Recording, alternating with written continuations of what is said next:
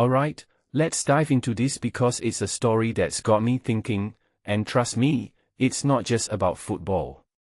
So, Kalen DeBoer takes over at Alabama, and one of his first moves is to part ways with Julian Sayin, a freshman quarterback with serious potential. Bold move, right? But here's the twist: DeBoer brings in Austin Mack, his guy from Washington, as the supposed quarterback of the future. Now, fast forward to today, and it's Mack versus Keelon Russell for the starting job. But here's where it gets interesting, and a little messy.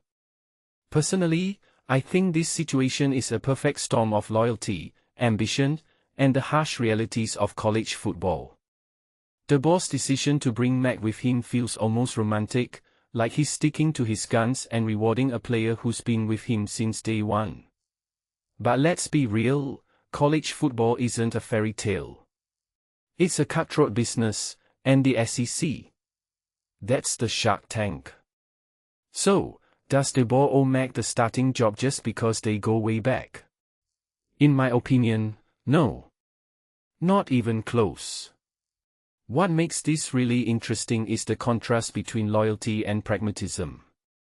On one hand, you've got Mack, who's been patient, stuck around, and knows DeBoer's system inside out. That's admirable.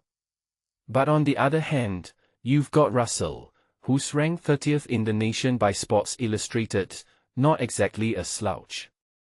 And let's not forget Julian Sayin, who's now starting at Ohio State. That's a guy who could have been Alabama's future, but DeBoer let him walk. So, what does this say about DeBoer's priorities? Is he betting on loyalty or talent? From my perspective, this raises a deeper question about the modern college football landscape.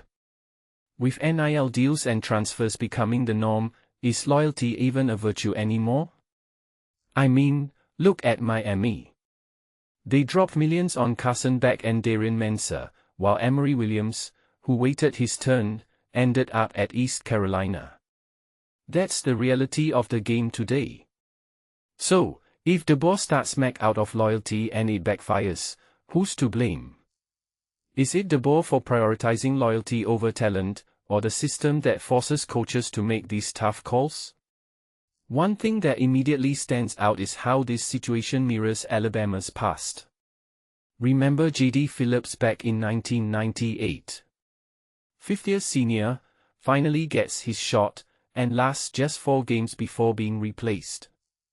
Does Mack's story end up the same way? It's hard not to draw parallels. But here's the thing, college football has changed dramatically since then. Players are getting paid, transfers are rampant, and the pressure to win is higher than ever. So, can DeBoer afford to take a chance on Mack, or does he need to go with the safer bet in Russell?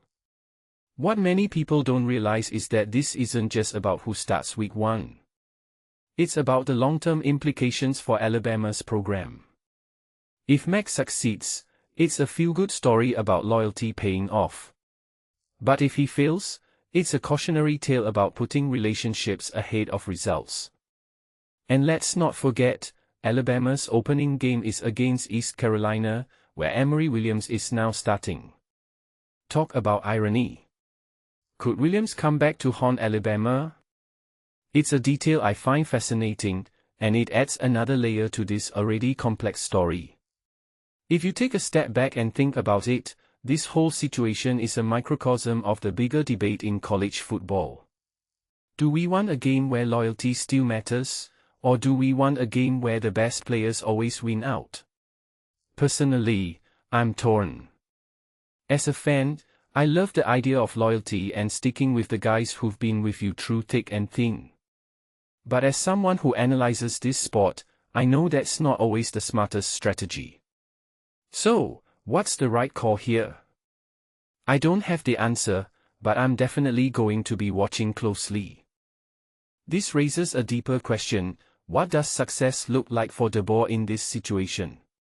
Is it winning games, or is it proving that loyalty can still work in a system that often rewards ruthlessness? I think it's both, and that's what makes this so compelling. Whether you're Team Mack or Team Russell, one thing's for sure, this quarterback battle is going to define DeBoer's first season at Alabama. And no matter how it turns out, it's a story that's going to be talked about for years to come. So, what do you think? Should DeBoer start Mack out of loyalty, or go with Russell and play it safe? Let me know in the comments below.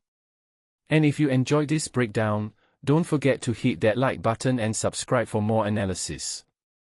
Because when it comes to college football, there's always more to the story than what's on the surface. See you in the next one.